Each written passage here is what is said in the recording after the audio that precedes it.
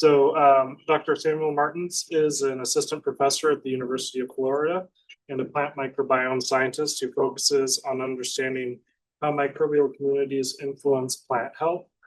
He earned his BS in Agronomy from the Federal University of Lavras, Brazil, followed by an MS and Ph.D. also from the same institution. Part of his doctoral training was also at the University of Delaware. And from 2015 to 2017, Dr. Martins served as an assistant professor at the Federal University of Goiás in Brazil. He then joined us up here for 3 years as a postdoctoral researcher here at Penn State. Dr. Martins has received multiple honors for his research and teaching, including the 2025 Excellence Award for Assistant Professors at the University of Florida, where he's now at, and the 2025 Excellent in Teaching Award through the American Phytopathological Society. So that was a national award and a big feather in his cap for sure. He's also recognized as an outstanding postdoctoral researcher during his time here at Penn State. And he was awarded the best PhD dissertation for his PhD work as well. Dr. Martins' research investigates the structure and function of bacterial communities and phytobiomes and their impact on plant health. Established his lab in 2020, which focuses on microbe and plant microbe interactions and enhance plant resilience to abiotic and biotic stresses. So in one final note, Dr. Martins was a big part in helping getting the Microbiome Center started many years ago. And so it's very exciting for us to welcome him back. And there we go. So let's thank Dr. Martins. Excellent. Thank you very much. Can everyone in the back can hear me okay? Perfect. Yeah, excellent. I'm so glad to be back here this short visit, and it's especially in the winter time, right? I don't have that in Florida. I kind of miss it. It's beautiful for 1-2 days. So yeah, today I'm going to talk about beyond good bugs, a little bit of understand and manage dysbiosis for plant health. Okay. So I should have skipped this, but a little bit of my journey. I studied in Brazil, a BS in agronomy, and then part of my PhD in Delaware. Got a position as assistant professor in Brazil again, and moved back to the US as a postdoc. Then started in 2020 at the University of Florida, assistant professor. Okay, so most of you, probably many of you know about this guy, Leo Tolstoy, right? So he's a Russian writer. And one of his famous novels is this one, Anna Karenina. And right at the beginning, the first sentence, the first quote that is very famous is this one: happy families are all alike. Every unhappy family is unhappy in its own way. Meaning, like, based on this passage, they came up with the Anna Karenina principle, or AKP. And for success to occur in a complex endeavor, all the factors must be present and work correctly. If you have one single factor that it's not working, you're not going to succeed. So many scientists have translated that principle in different fields, including statistics, business, human health, including microbiology, which I'm going to talk a little bit more. So 2017, Zerveld groups wrote this opinion, published in Nature Microbiology, where he noted that, translated that principle to microbial community, right? While unhealthy microbiomes look very similar to one another, unhealthy or stressed microbiomes are chaotic and unique in each individual. So what is he showing in his opinion is that you can have deterministic microbiome, as shown here in this coordination plot. They're very similar, less random or no random, right? And on the opposite, for unhealthy, you're gonna have a stochastic or random distribution of that microbiome. This microbiome can actually be just like a broken person can bounce back from poverty. Microbiome also can bounce back, and this stochastic community can become deterministic again. looking at an example for plants, you have here on top a dysbiotic community from the rhizosphere. So unbalance of microbial community that leads to a loss of function for the plant, for the host. In this case here, the example is a plant that is infected by nematodes, right? So after successive cultivation, the microbial can change the composition of the root exudate, cry for help, recruit microbials that will help the plant to become deterministic again, or eubiosis state. One example I brought here that intentionally scientists trying to make a conducive soil to a soil pathogen to suppressive is looking at this fungal pathogen in this crop where in the first outbreak, they noticed a very severe disease level. And after cultivating the pathogen, for the second time, the pathogen entry, now they have this suppressive soil memory because now the plant's starting to recruit those microbials. And now they increase the diversity of that community in the soil. As you see here, when the soil was conducive, it was very little diversity. And then you have a high diversity. Those microbials are now helping the plant. However, high diversity not always correlate with fitness, suppressive, right? One example I have here is this example in the human health situation. Since I'm in a microbiome center, I'm allowed to talk about this study too, right? So there's 11 patients in Israel that was in the late state of cancer, and they decided to go through this trial to test fecal microbial transfer. And 3 of the patients were cured. And more impressively, 1 of them were completely cured. And you're looking at the scan image of this patient here, where you're going to have no cancer anymore, those metastasis, right? It was completely cured in the last stage. Even more impressive, all those 3 patients received the transfer for the same donor, right? And this donor have gone through this same treatment before. Perhaps he received those beneficial microbes and they just stick with this patient. That was very impressive, and scientists was trying to discover what is the history behind that, and interview the patient, the donor, and asking him about the diet and other questions. And when they asked about the diet, he replied in the interview that he basically just eat pizza. And when they look at the diversity of the microbiome, his gut microbiome was less diverse than any other participant. So the question here is, what are the key players, right, that we can target to perhaps build a synthetic community to work and promote plant health, in my case, right?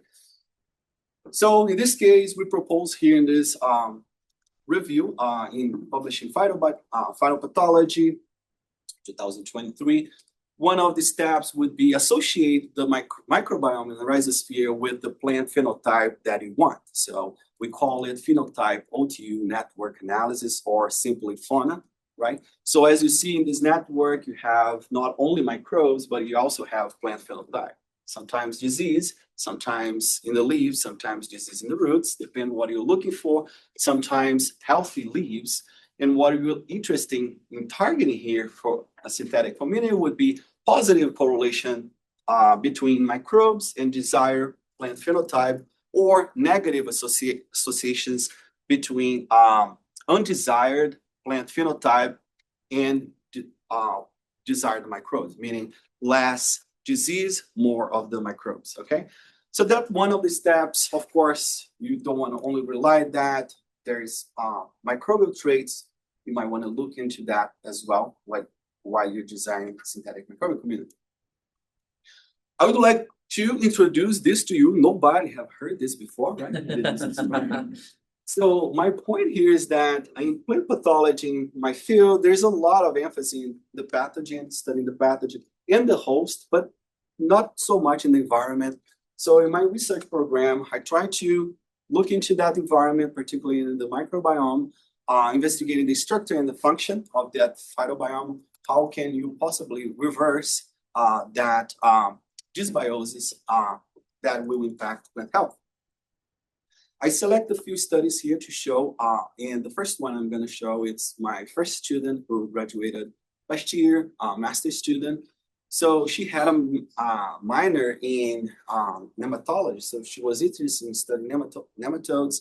Though I'm not a nematologist, I, decided to, get the challenge. And so what can be done to change the soil microbiome and possibly control these emergent nematodes, which is Meloidogynates a lot, okay? So she published this study last year, actually. So we used two different amendments in the soil, collagen and chitin, and I'm gonna present that. And I'm gonna acknowledge here as well both students in the lab, undergrad and a visiting scholar, Roshni and Victor, who contribute to this study. So why did we choose collagen and chitin? Well, when we look at the literature, we learned that the cuticle of nematodes are composed about 80% of collagen, and most of the eggs in nematodes are formed by chitin. So the hypothesis here is that if you add those amendments in the soil, we're going to increase the population, the community of microbes that feed on those amendments. Perhaps it could reduce the community of this plant parasitic nematode. Okay, so this is the experiment setup we did. So we use a control, a negative control, positive control, just the plant and the nematodes, and two other treatments where we add the amendments. Okay, so we did that both in agricultural soil, and we also select a soil that was never cultivated, really close to agricultural soil, trying to reduce all possible variations related to soil type, texture, and things like that.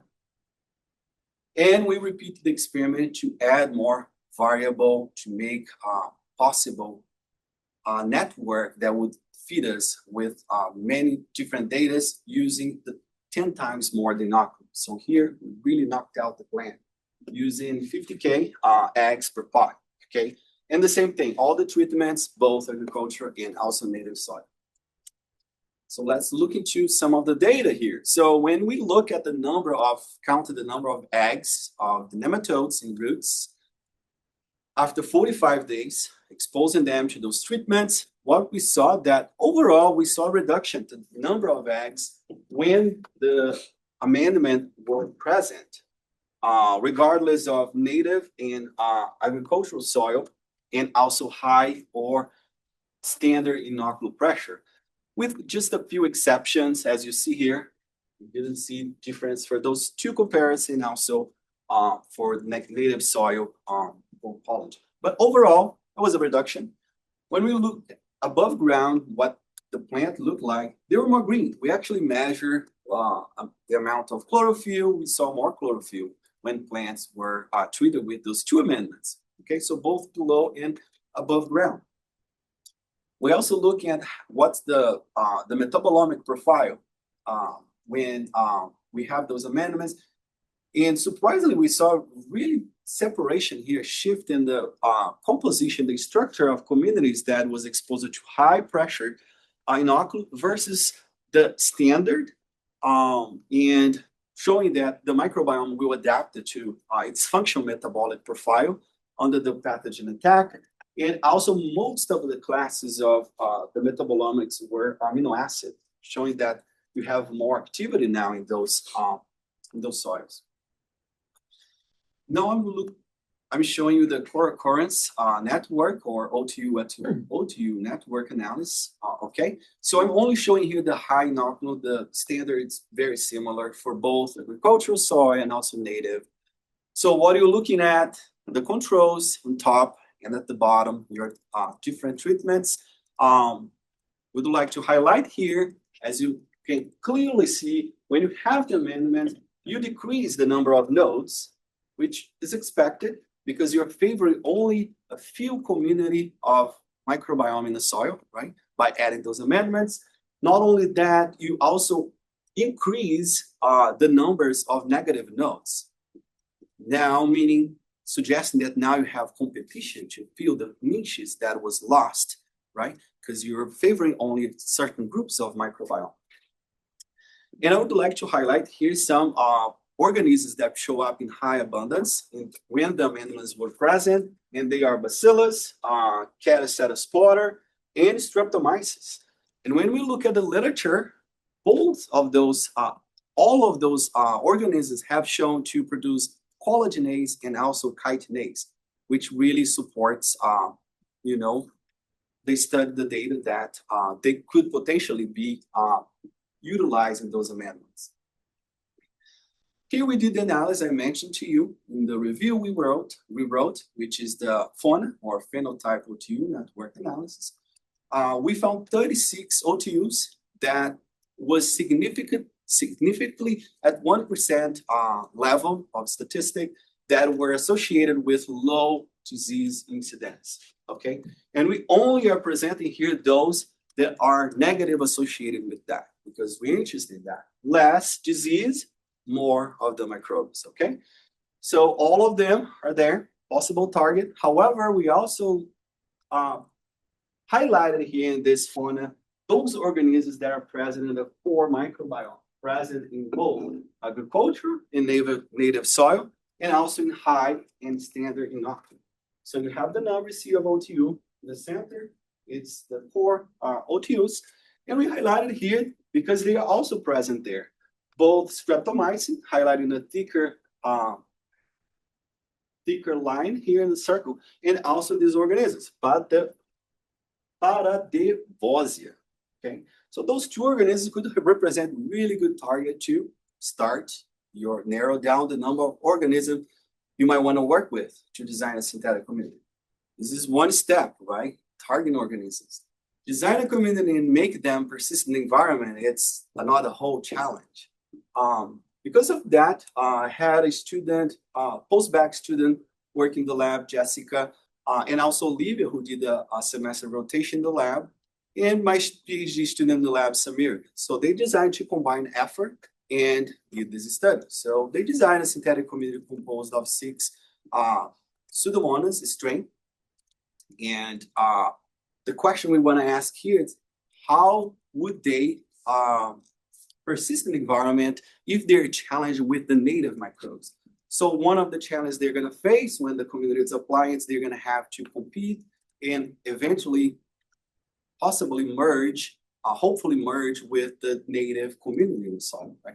So to answer that question, what we did, we got the community, we identified, we sequenced the genome, identified them, pair them to see if they're compatible with one another, exclude those that were having inhibition. We don't want them to compete with themselves, and we use this transwell system. So it's a very simple system here. It's basically a 96 well plate. And the only difference that you have is that in each well, you have a membrane that it's a 0.22 micrometers, that is not going to allow physical interactions of, between the top organisms and the bottom organism, okay? So on the top of the plate, we place the community composed of the 6 species of Pseudomonas. And at the bottom, we put here in the reservoir, this slurry collected from the soil where those community was isolated from. Possibly the idea we wanted to add them there, okay? So we collect this slurry full of microbials, okay?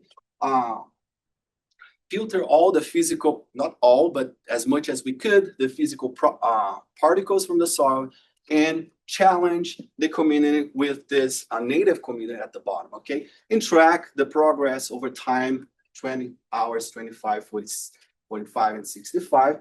And what you're looking at in blue, it's the average of those 6 members of this synthetic community of Pseudomonas compared to the line where they were challenged with this slurry at the bottom. Clearly, you see that when they are exposed to the community, they grow much less, right? They were challenged much less. And I didn't mention, but we use a very minimal media here to simulate the conditions in the soil. We use M9, okay? So I said it's an average, the line, the blue line, right? But if you look at organisms individually, you have a huge variation. So potentially we could use this approach as a screen step to see which one would survive better, right? And we took two organisms here to do a follow-up test. We took one that basically succeeded really well, right?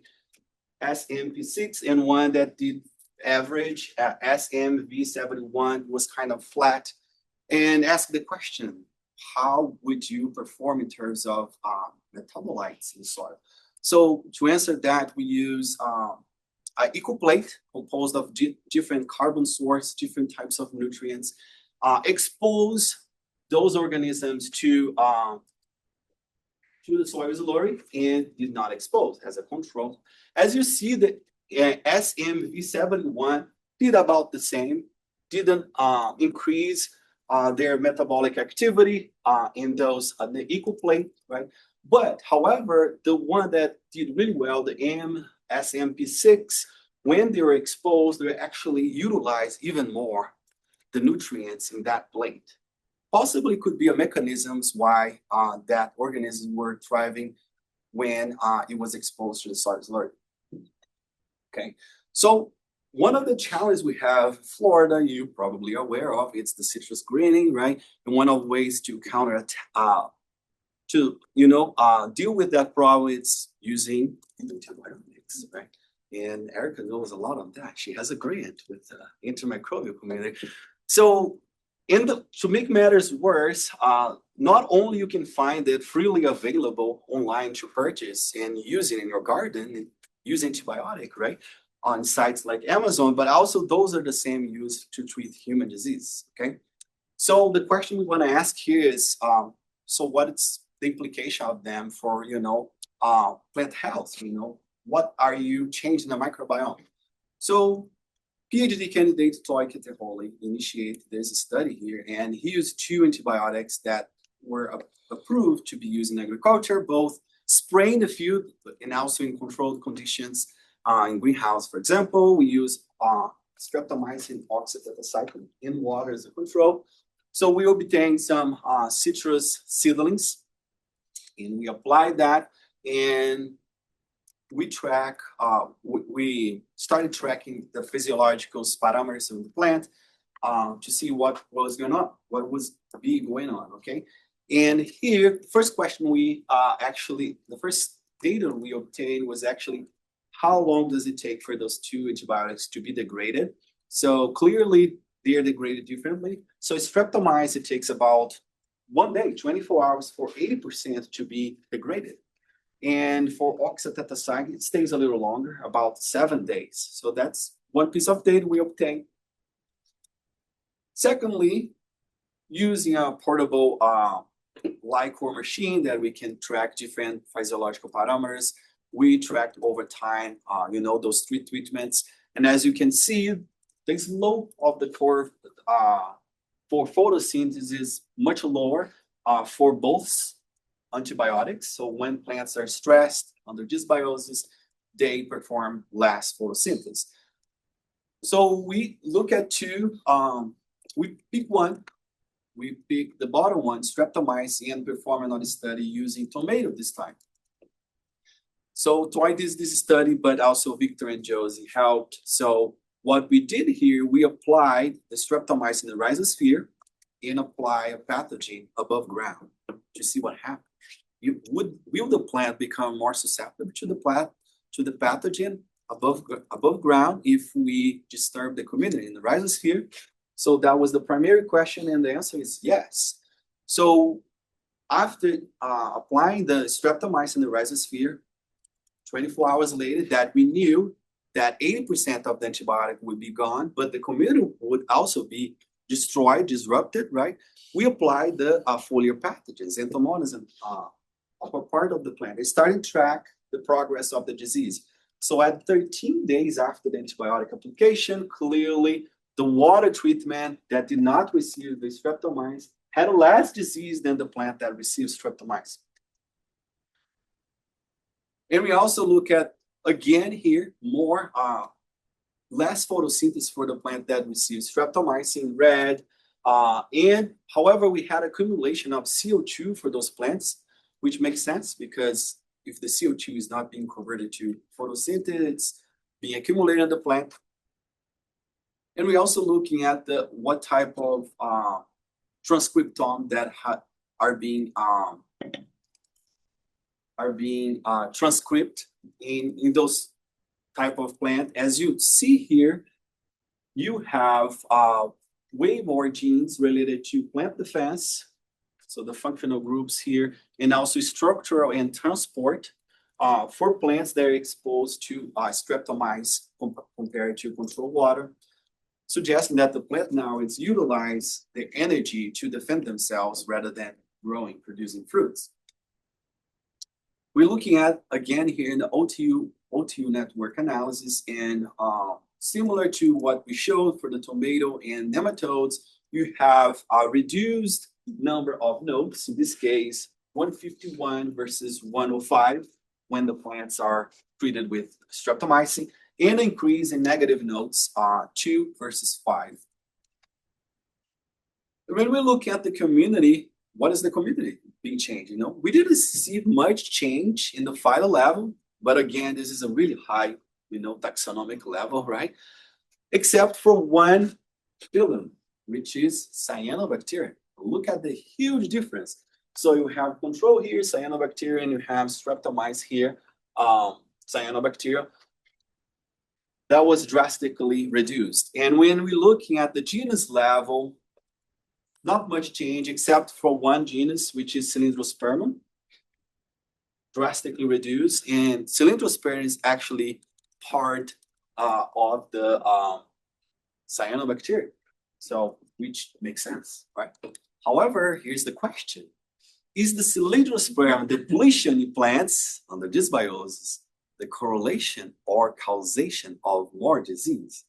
So I talked to Toy, my student was like, we gotta do this again. So we need to answer this question. So he repeated the experiment. That's his final chapter. And he isolated Cylindrospermum, and he tried to reverse the dysbiosis with the Cylindrospermum, and also with the whole community, synthetic microbial community. That's the preliminary data he obtained, okay? So on top, you see the timeline of the type of treatment we did, streptomycin water. Next day, spray the pathogen. Next day, try to reverse it with the Cylindrospermum or the Rhizosphere microbiome transfer, similar to the gut microbiome transfer. And he applied again on day 14, just to see if it would help. And for the treatment that received the Cylindrospermum and Rhizosphere microbial transfer, you see a reduction in the disease. And a similar result we found also for the plants with streptomyces or just with water control. It could be that it's a causation, right? I got excited about that. And again, here, same thing, we saw a reduction of the cyanobacteria in the presence of streptomyces, but it was able to bounce back when we applied Cylindrospermum, not with the Rhizosphere microbiome transfer though. And the same thing with Cylindrospermum at the bottom, you have a reduction with the streptomycin application, but increase when we apply the Cylindrospermum, and a little bit with the Rhizosphere microbiome transfer, okay? Another study here among those lines, I obtained an internal grant, it's Archer Early Career Grant, so got expanded, right? So I had a visiting scientist that came to the lab for a year, and I proposed this project, and he was like, why not? So we did similar thing here. However, we included here copper treatment to see how would the community change. But in this time, instead of just focus on the rhizosphere, let's look at the whole plant, okay? Let's look at the phytosphere, the seeds as well. So let's see what happened. So preliminary data again here, he's writing the manuscript, just finish it. So not only we saw an increase in disease similar to what we saw before, but also we look at plant traits like numbers of fruits, numbers of seeds, the weight of seeds, and we saw a reduction, as you see here. So for those three images, the only scaled image I have is the tomato, okay? It's a composition of image here. The seeds, of course, it's not scaled, but you see clearly that you have less number of tomatoes and they're smaller for the treatment with streptomyces or copper, and a reduction in the number of seeds as well, and more disease, which was not surprise to us.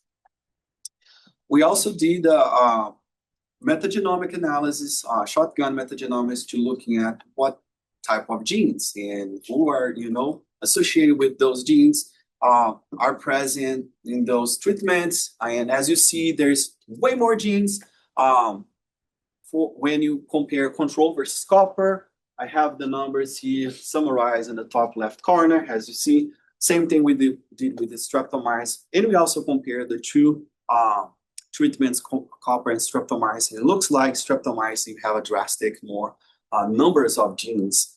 They're being increased. At the bottom of this volcanic plot are those genes. They're not significant treatments. And who are producing those genes and what class of gene families they belong to? So most of them are associated with MAMPs, or microbe-associated molecular patterns, as you see here in greens, okay? Unfortunately, most of them are related to unclassified. We are very upset with that. As you see, we have some, though, that were associated with mycobacteria. I'm talking about only MAMPs right now, which was also surprised because those are genus very famous to be human pathogens. When we're looking at antibiotic-resistant genes, in pink, most of them are associated with streptomyces, two species of streptomyces, which makes sense. Streptomyces, they produce it, and they need to be resistant to the poison that they produce, right? And finally, we have gene family, which is heavy metal and oxidative stress. And some of those genes are related to some organisms that are known for being beneficial, such as bacillus, rhizobium, and nitrobacter. We still need to do a little dig into the data, interpret a little more. I'm just presenting here some of the preliminaries, okay? So he also asked the questions. He got the seeds from that experiment, and the seeds clearly, I didn't present, but we saw some diversity in the community for all of those tissues, including the seeds. So we got the seeds, and now we want to know if there is any transgeneration effect if we challenge those seeds with the pathogen. So he did that. So he got the treatment here, water, the plants that receive only water, got those seeds, did the same thing with streptomycin, exposed those seeds with the pathogen. Fortunately, Xanthomonas is a seed-borne pathogen as well, so we seed inoculate the pathogen. And we're trying to reverse that for two treatments for the water and streptomyces with the seed microbiome transfer. So he got the microbes from healthy seeds, wash it, follow the protocol, obtain that microbiome, did the seed treatment right after inoculating, artificially inoculated them with the Xanthomonas, bam, and starting tracking the disease. We actually obtain more disease when we have streptomyces, okay? And also we were able to reverse a little bit of the disease when we did the seed microbial transfer, meaning that now the plants that receive streptomyces in the previous generation will have an effect in the next generation. We also track some of the genes that we narrowed down from the transcriptome analysis from the previous study, and we analyzing the data now to looking at the mechanism. Yeah, so we can first shift completely the gears here. Let's talk about bacterial blood. So this is another project that is going on in the lab, collaboration with folks here at Penn State as well. And yeah, so as most of you know, so we have the blotch. It's caused by, known to be caused by Pseudomonas thalassei that produce this lipopeptide thalassine, okay? And this study is being led by Ph.D. students, America, and undergrad Michelle Lee. And however, recently, other organisms are being reported to be causal agents of bacterial blotch as well, such as Pseudomonas agaricus, Constantinus, Protogen. So we want to know, what organism is associated with the blotch in the south of the US. And collaborators here at Penn State are working in California and also Pennsylvania. So this pathogen is known to cause about 10 to 50% loss to this crop worldwide. Okay, so here it's me and Samirka in the hunt for bacterial blotch. Look at that. So, and just to show a size comparison between the beds where the mushrooms are being grown, I asked her to raise her hand and look at that. It's really huge. Okay, so here's just showing her in action. Look at that. So what she's showing here, it's a blotch, which is kind of chocolate color. We found diversity, different kinds of symptoms. So she's collecting them, placing them, put them in ice, shipping to our facility where we're going to start the isolation process. And just to show here diversity of symptom, you're just looking at a brown symptom, but you also have this ginger type of color. And sometimes even tipping in the mushroom, right? You see that small hole. So yeah, step number one here, phenotype and genotype. Presenting here, we just published this preprint, but showing the diversity of symptoms we found. Mostly of them in one facility. We went to two facilities in different states in the south of the US. We collect 17 mushrooms from Farm 1. It was the first cut.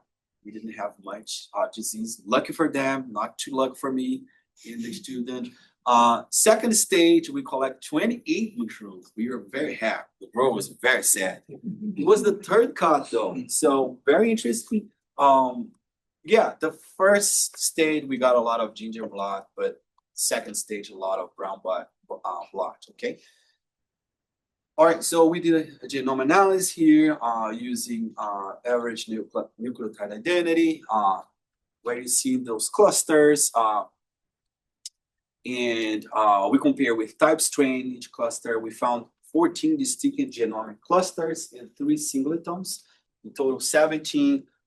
All those pathogens that are known for causing blotch, we found Pseudomonas agaricus, gingeri, tolacea, of course. We found novel ones such as Pseudomonas azotoformans, haven't been reported yet. So it's exciting.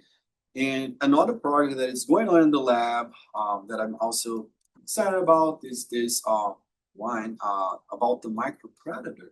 And who is leading this project in my lab is Dr. Vanessa Thomas, postdoc in the lab. So we are asking the question, how will organic compounds will change micropredator dynamic, the prey dynamic, and correlate that with soil properties. This is a multi-state collaboration as well, including Penn State, also UC Davis, Connecticut Research Station, and also William Patterson and USDA. Okay, it's an ORI project. So who we are, look at that. Oh, look at that. So yeah, 4 institutions and including folks here. We have Yasna Kovac, Dr. Kovac, right? Dr. Bo, Dr. Amidazade, and Gorgo Sincom, and Dr. Lopez as well. So how did it start? So we first start writing a review on these organisms, predators in the soil for plant and human health. So during the pandemic, right, starting my job was like, well, I can't hire people, it's hard for me to set up my lab. What am I gonna do? Write a review article. So we wrote a review article and got published it, and then luckily, so yeah, this is part of the publication. So this group here is very diverse. We have, experts in virology, experts in bacterial predators, experts in protists and nematodes. They're predatory nematodes. So we wrote a review, talk about them, their mechanisms. And then, so one of them is the bacterial predators. They have this wolf pack strategy. So similar to the wolf, and the bison is the prey, right? That's how the scientists describe them, wolf-pack strategy. They release these different types of metabolites and literally engulf the prey. This is part of the publication. We have this picture. So you have a prey. In this case, it's a plant pathogenic bacteria. And we put a colony here of the micropredator. Look, just like the wolf engulfing the bison, okay? And if you're not, happy with that picture, I have a video for you from YouTube. Look at that. So you have a predatory bacteria on the left and the E. coli prey on the right, and it's engulfing the prey. And as you see at the end, it's starting to form those fruiting bodies. In the past, not long ago, scientists thought they were fungi, but actually it's bacteria. It's surviving structures of this bacterial predator. Okay, so goodbye E. coli. So after that, so we wrote we're gonna be just writing review article. Let's do something here, right? Let's work. So we wrote a planning grant. We got 47K. We divided for 7 people or so. Nothing, right? So what we did, we travel. Travel is the best. So we went to California, we went to Connecticut, we came here to Pennsylvania and talked to growers. Like, hey, we are crazy scientists, and we have this idea of work with micropredators and the what micropredators. So what do you want us to do?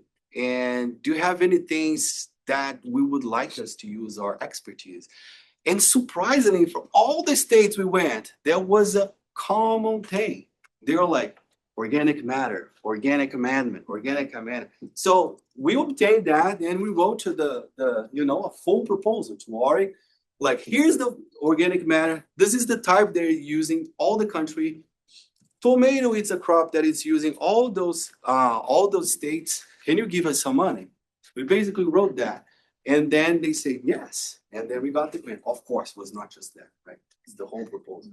So we got the proposal, and now we're working. This is the objective one. It's being leading by UC Davis. They're doing the environmics and metabolomics, but all the other states are involved, including here, Penn State, right? So we're getting soil, going to the field, 2 different organic farms in the country, 3 farms, getting soil at the beginning and at the harvest. Sequence that looking at the metabolomics, looking at the soil structures, and Florida, Pennsylvania, Connecticut, and California. And this is the systems that we have. So we have all variety of systems. So we have, dry land versus irrigated. Sometimes they use cover crops, sometimes they use high tunnel. We have a huge diversity of tomatoes and different diversity of cultivars as well of tomato. As you see, we have pink and red, long. I don't know the names of those different cultivars. So this is some preliminary data that analysis that was done by Hannah, Dr. Goldman in California, looking at this NMDS ordination plot, looking at how dissimilar those samples are related to physical properties, okay, chemical and physical properties. Florida is very unique, as you see. So most of our soil is very sandy soil because we live close to the beach, right? And those are the factors that are driving that difference. So top one is nitrogen, carbon, silicon, magnesium, organic matter, bottom and cadmium are the top ones. We have other influencers as well. So objective 2, it's being co-led by us, University of Florida and also Penn State. So we want to do in a microcosm manipulation of those organisms using different types of amendments, organic amendments, and also biochar, and looking at the abundance of pathogen micropredators and their interactions using specific primers. Okay. So that's in progress, and objective 3A would be a replication of objective 2, however, selecting the best amendments and looking at the more closed real life situation in the greenhouse. Look, how would that help the plant, right? And we're gonna do that. We haven't started this part yet. And the objective 2B would be a citizen science type of project where we're going to send some kits for organic growers throughout the country. And the goal here is to, work with soil educators, consultants, organic grower organizations. And we're gonna aim to have 300 participants, so have a huge diversity of soil. And this objective will be led by the Connecticut Agriculture Experimental Station. So the take-home message here, so we talked about soil amendments to begin with.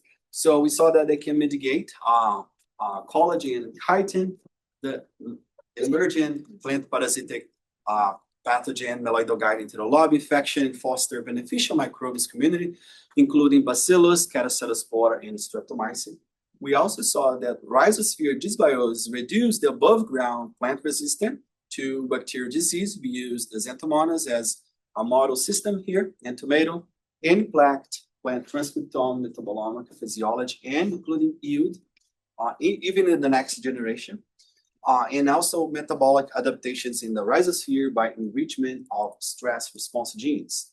We saw antimicrobial resistant genes, MAMPs, and also have metal and oxidative stress. So that's how I've been trying to manipulate the environment to promote plant health. And I would like, of course, who does the work is the students, right? So I would like to acknowledge them, all the students that are present and past students. And of course, I can't do anything without money. So a big thank you to the sponsors, especially USDA, and also my collaborators, the micropredator collaborators, and also collaborators from other collaborators at the university and also other institutions as well. I think I finished a little bit early. Yeah, so perfect, right? Yes.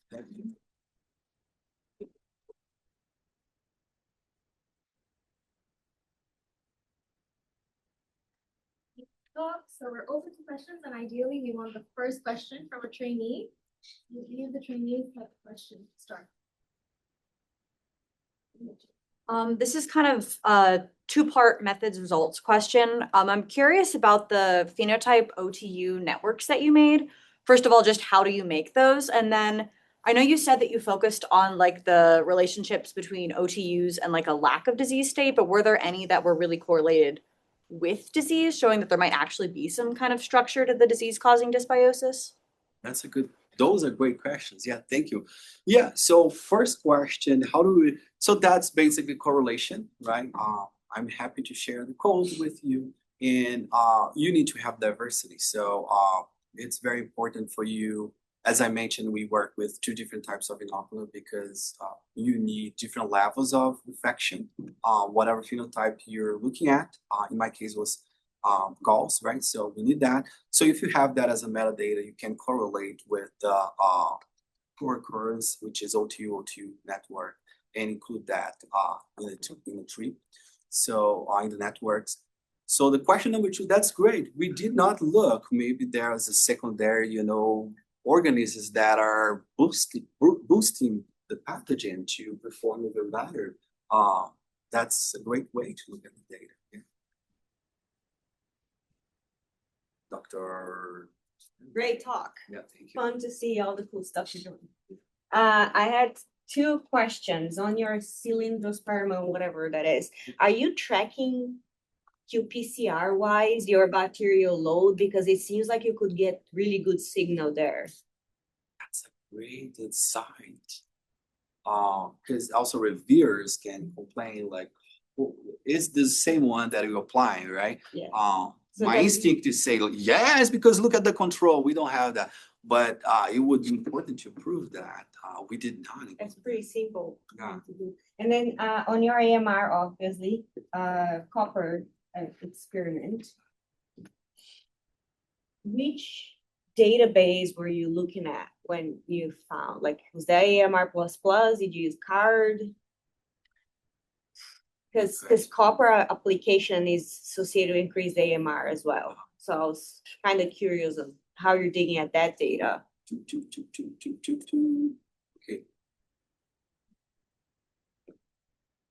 Okay. So this one, I don't know the data, this database. I would have to ask my postdoc who did the analysis. So you're saying that copper is also. Those food kind of look like that. So you're saying that copper, it's what? Yeah, in pigs, like if you put copper in pig food, you increase antibiotic resistance without giving antibiotics to the pigs. So if you're putting copper in your soil, I would expect you to see more antibiotic resistance as well, to a lesser degree than your streptomycin. So take a look at AMR++. I see. Okay. Good to know. That kind of look like, what do you think these unclassified things are? Like, is there any orthology to anything? Yeah, the No. database just say unclassified. We don't know. It's a shame because most of them goes there. Great, thank you. Yeah, thank you. Yes, You mentioned Pseudomonas azotiformis. Yes, There. right. And, I was wondering if you know if it's causing the disease or just there. Just there, Something yeah. else is causing disease, and I'm asking because we see some organisms of this species producing this indigo pigment and causing milk spoilage, so they kind of turn milk gray. Great, yeah. And I was just really curious to see that you find this in mushrooms with symptoms of. Yeah, so in fact, yes, they're, I would say very likely, as a scientist, I'm not going to say 100%, to be the cause of the disease. So my students performed 4 times. She repeated 4 times pathogenicity test. So she isolated and did that with healthy mushroom, including negative control, positive controls, and to confirm that before we announce anything. So they were causing blotch when we did that. She also did an analysis with 4 organisms that show up many times to looking at the core genes, and interestingly, that species, the Pseudomonas azotiformis, is the one that has the lowest core genes, showing that they can actually have a lot of, adaptability in different environments. Yeah. That's CAG. That's CAG? Yeah, you want to look at AMR++ to look at the heavy metal resistance genes. Okay. Thank you. Okay, so this is maybe more of a big picture philosophical question. So you started off with the anacreontic principle, and you've got tons of these examples where you perturb the system in many ways. I guess I'm wondering if, based on your experience, you think that your results are consistent with that idea? I mean, I have this mental image that it predicts high variance and whenever you perturb. So like your stable state will one will look like this, and then you'll have high variance across all your perturbed samples. But I didn't necessarily, anyway, I'm wondering what your instinct is about the bigger hypothesis you framed this in. Right, so that's a good question. You make me think. Yeah, so most of the studies I've done, when we're looking at, the community, or once the system is disturbed, either by a biotic stressor, antibiotic, copper, or biotic, like nematodes or foliar disease, whatever, we see like a pattern in terms of ordination plot. So the organism is starting to be disturbed, like more aristocratic, right? And in terms of the network analysis as well. So we see a pattern as well, losing, those connections, increasing negative connections among them. It's a very complicated system. I have to say that, but there's a few patterns out there. Did that answer your question? I had a follow-up to that one actually. So I'm also like really interested in dysbiosis and the anacreontic principle, and there's some systems that follow this this pattern and some that don't. But like in the ones that do you have a sense for when stochasticity kind of becomes dysbiosis and like how you relate those two? Because you can make syncoms, right? You can identify maybe some members that will have a particular association, maybe even find a causal association. But like, at what point does generally a stochastic community kind of become dysbiotic? Do you have a sense for that? That's a great area. Yeah, you touch upon very yeah. So there is a paper that came out recently in Trends in Plant Science, Arnold's paper. I'm not sure. We talked about this principle. He proposed some some analysis that you can actually measure the dysbiosis using, ordination plot, but not only that, beta diversity and also beta and MTI, where you can have some numbers. However, that system varies depending upon the pathosystem, and what is the line where the plant is, suffering, causing like a fitness in the plant. Yeah, it's a little tricky. That's Definitely. complicated. Yeah, but thanks for bringing that up. Thanks. Yeah. Back to Liana's question, and then with the whole cancer patient, right, did you calculate beta dispersion on your systems that got perturbed and not? Like, do you have tighter communities, even if they don't look the same? Are they tighter in the ones that have healthier plants versus the sick ones? They would be more spread out, gets to the stochasticity and Right. you know. We did for the nematode, we did not do. For the antibiotic, we did. In some cases, it gets more dissimilar. In some cases, it's not, even though the phenotype it's more disease. So there's a little bit of variation there.